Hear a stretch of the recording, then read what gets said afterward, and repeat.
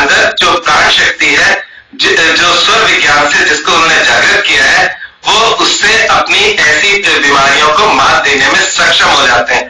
तो ये बात तो मैंने अभी जब शुरुआत इनसे हुई थी तो मुझे लगा कि आज इस बारे में तो हम सब भी जानना चाहेंगे, जितने भी संसार के लोग हैं, तो इन त्रासदियों से समय समय पे कैसे बचाव किया जाए, कैसे हम अपनी प्राण शक्ति को और बढ़ा सकें, कैसे हम स्वर विज्ञान की उन गुण अगर स्वामी जी देना चाहें हम सबके बीच में इस तरह के कुछ टिप्स, तो हम लेने में इच्छुक है स्वामी जी कि आज इस समय जो सृष्टि में इतनी परेशानी चल रही है कोरोना की और उसका कोई अंत नहीं दिख रहा, तो एक आम साधारण व्यक्ति ऐसी क्या साधनाएं, ऐसा क्या कार्य करे जो अपने आप को थोड़ा सा इम्यूनिटी बढ़ा सके और इस महामारी का सामना कर सके। स्वर विज्ञान में ये बहुत ही सरल तरीके से किया जा सकता है, बहुत सिंपल तरीके से। और जो महामारी है, आप दुर्गा सप्तशती में पढ़ेंगे 12वें 13वें अध्याय में, महामारी महाकाली स्वरूप। तो महामारी जो है महाकाली का ही स्वरूप है।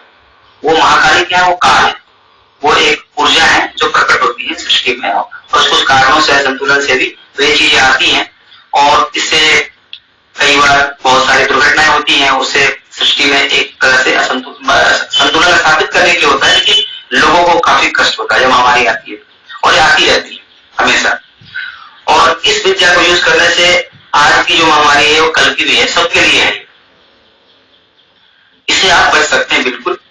तो ये तो साधना है, पहले इसके बारे में बता दो कि इसको करना कैसे है। सबसे पहले तो आपको ये जानना चाहिए कि हमारी पूरी जो जीवन है वो स्वर से संचालित होती है। और हम ज्यादा डिटेल में नहीं जाएंगे, तो खाली आपको शॉर्ट में बताते हैं। 3 स्वर होते हैं। वो स्वर जो है श्वास की नाड़ियां होती है अलग अलग, जो हमारे नासिका छिद्रों से कनेक्टेड है।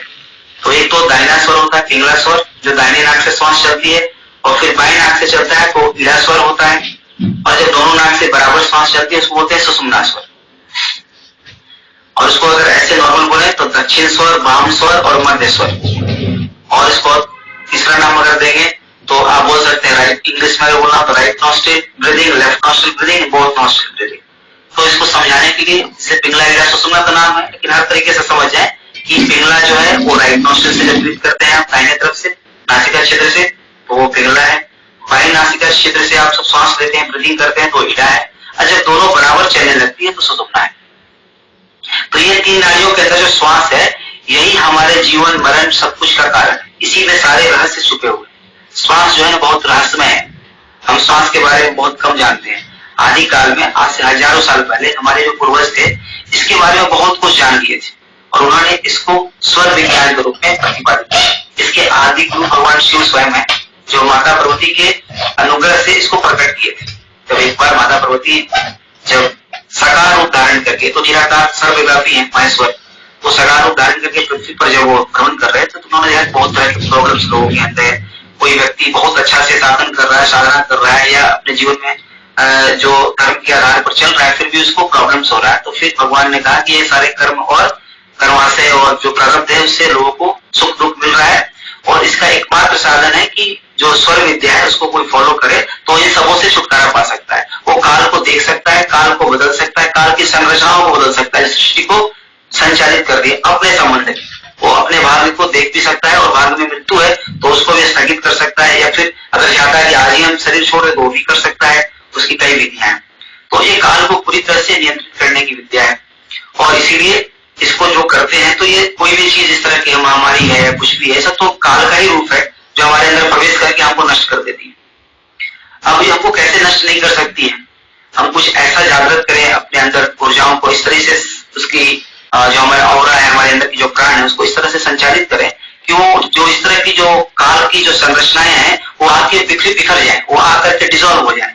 हमारे ऊर्जा में जैसी है तो उनकी कोई प्रभाव ना हो। प्रभाव अंदर तो आए लेकिन प्रभावहीन हो जाते हैं, वो ऐसे आते हैं और वो खत्म हो जाते हैं, उनका कोई प्रभाव नहीं होता है। तो उसके लिए कुछ साधनाएं हैं और बहुत सिंपल है।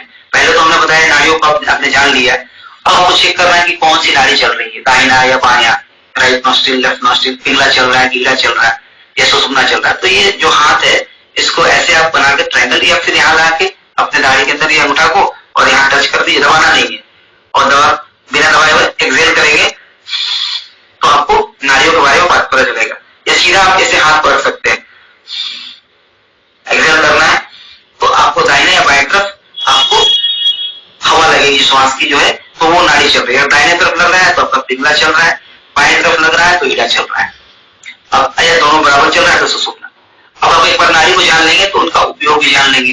अब हमको कैसे बचना है, इसके तो बहुत सारे उपयोग हैं, लेकिन हमको कैसे बचना है इन सब चीजों से, महामारी से, तो उसका एक तरीका है, सुबह सुबह जब हम सोते हैं तो हमारी प्राण जो है वो सब जो है ना आपस में ना अंदर में, जिससे सूर्यास्त होता है ना, ये अंदर में हमारे मणिपुर में अंदर जाकर के एक जगह में हृदय में जाकर समाहित हो जाती है, और सिर्फ इतना ही एक्टिव रहती है कि हमारा जीवन चलते रहे, श्वास चलते रहे और शरीर की गतिविधियां चलते रहे। वो सो जाती है, वो अंदर के लोकों में चली जाती है, अदर मंडल्स में।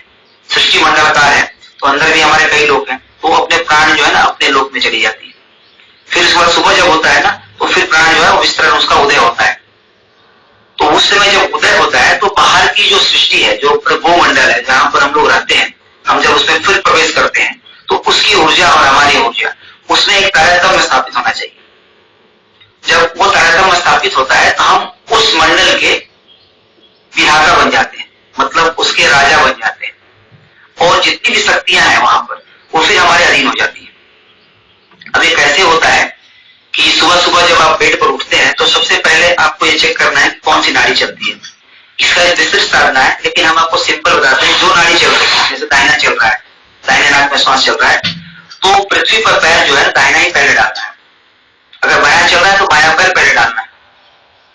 तो यहाँ पर क्या होता है, एक बहुत बड़ा एक्सचेंज होता है ऊर्जाओं का।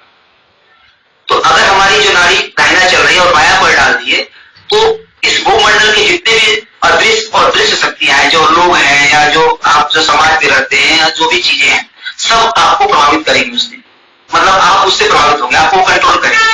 अब उसमें कोरोना भी आ जाता है, उसमें महामारी भी आती है। वो वायरस उस दिन अगर अंदर घुस गया तो आपको हानि पहुंचा सकता है, क्योंकि आपने शून्य स्वर में आपने अवसर दे दिया, अपने दरवाजे खोल दिए कि जितनी भी शक्तियां आओ और हमें कंट्रोल करो, हम तुम्हारे दास हैं, हमको जैसे चलाना है चलाओ। ये हो गया एक तरीका। अगर हमारी नाड़ी पहली, अगर दाहिना नाड़ी चल रहा है बायां और हमने वही पैर डाला, तो उस समय सृष्टि में जब ऊर्जा होता है ना, वो महाकाल का ऊर्जा होता है। आपका जो स्वर चल रहा है और उस समय किसी मंडल में आप प्रवेश करते हैं तो आपकी जो ऊर्जा होती है ना, महाकाल से संचालित होती है, भगवान शिव से। तो उस समय जितने भी देवता होते हैं, जितने भी भूत प्रेत गंधर्व राक्षस ब्रह्म राक्षस पिशाच या नेगेटिव एनर्जी या देवता हो या पंचदेव हो, जो भी हो, सारे के सारे जो है फिर आपको नमस्कार करते हैं उस समय। और ये तो कोरोना वगैरह छोटी शक्तियां हैं, ये तो ऊर्जा है। तो ये सब जो है ना अधीन हो जाते हैं। कोई भी जीव जंतु, उस पूरे मंडल के जितने भी रहने वाले चीजें हैं, दृश्य अदृश्य, सब जो है आपको नतमस्तक करती है, और आप जो भी कार्य करते हैं उसमें सहयोग करती है, आपको हानि नहीं पहुंचाती है। इतना अंतर है, ये सूक्ष्म रूप में होता है। ये काल की जो संरचना है ना, वो ये भी महाकाल का जो स्वर है ना, वो महाकाल है, और सृष्टि कौन चलाता है? काल। महाकाल के ऊपर काल का निवास होता है, लेकिन उसके अधिष्ठाता देव कौन है? महाकाल है, उनके सामने काल का नहीं चलता है। तो जब आप महाकाल स्वरूप बनते हैं तो सृष्टि की जितनी शक्तियां सब अधीन हो जाती है। और इसीलिए आप जब बाहर जाते हैं, कहीं जाते हैं, कोरोना या कुछ भी हो, कोई शक्ति हो, सूक्ष्म हो, कितना सूक्ष्म हो, दृश्य हो, अदृश्य हो, जीव हो, जंतु हो, मनुष्य हो, कोई भी उस दिन आपको हानि नहीं पहुंचा सकता है। ये तो एक साधन हो गया, सुबह को भूमंडल में प्रवेश करते हैं। अब भूमंडल के अंदर भी कई मंडल बने, एक मंडल के अंदर भी कई मंडल होते हैं। आपका घर भी एक मंडल है, जैसे होता है वास्तु मंडल बोलते हैं हम लोग, तो वास्तु मंडल भी एक घर है, और घर से बाहर निकलते हैं वो अलग मंडल हो गया, बाहर जब जाते हैं। क्योंकि हर एक मंडल की ऊर्जाएं होती है। हमारी घर जो बनती है वो कई चीजों से बनती है, ईंट से, सीमेंट से, पत्थर से। लोग आते हैं, वो कहाँ से ईंट आई, कौन से भूमि से आई, शमशान से आई कि नदी से आई कि दिव्य जगह से आई, वो सारे मायने रखते हैं। उसकी एक ऊर्जा बन जाती है। फिर उसके बाद कौन व्यक्ति आया, उसकी ऊर्जा कैसी थी उस समय जब वो बना रहा था, और फिर कलर लगाते हैं और सारे चीज करते हैं, अंदर में चीजों को डालते हैं, लोग आते हैं तरह तरह के, तो वो अपने आप एक कलेक्टिव एनर्जी बन जाता है। सारे चीज जहां जहां से आए उसके हिसाब से वो एक एनर्जी बना लेता है। तो उस मंडल में वो एनर्जी होती है, उसमें देवता भी होते हैं, उसके अंदर सारे कोण है, सब कुछ है। तो सृष्टि के जितने भी सूक्ष्म तत्व है ना, सब जगह होते हैं। ये एक मंडल में होते हैं, दूसरे में भी होते हैं, तो उनका सूक्ष्म रूप रहता है, तो सब निवास करने लगते हैं। अब उस मंडल को कंट्रोल करते हैं। अब जब हम उस मंडल में प्रवेश करें तो उस मंडल से दूसरे में, तो वहां भी सारे देवता है, वो जो चीजें हैं वहां भी विद्यमान है। तो इस मंडल से जब हम अगेन, अगर हमारी दाहिना नाक से श्वास चल रहा है, मतलब पिघला चल रही है, बाएं से ईड़ा चल रही है या सुषुम्ना, तो अगर हम श्वास को देख के ना जाए और हमारे शून्य स्वर, शून्य मतलब कि जो एक्टिव नहीं है, शून्य स्वर बोलते हैं जैसे कि पहला चल रहा है, हम बायां पैर डाल दिए, थ्रेशोल्ड जो आपका चौकट है ना दरवाजे का, वहां से निकलना, कहीं भी चौकट आता है तो जो स्वर चल रहा है वही पैर पहले आगे जाना चाहिए। अगर हमने शून्य डाल दिया तो फिर वहां की सारी शक्तियां जो है आपको नियंत्रित करेंगी, वो हमको चलाएंगी जैसे चाहेंगी, चाहे वो मनुष्य हो चाहे वो जानवर हो, हर से हम प्रभावित हो जाएंगे, हानि भी कर सकते हैं हमारा वो। लेकिन जैसे ही हम अगर एक्टिव स्वर डालेंगे तो उस मंडल में जितने भी सूक्ष्म दृश्य अदृश्य जितनी शक्तियां हैं जो जो जो उस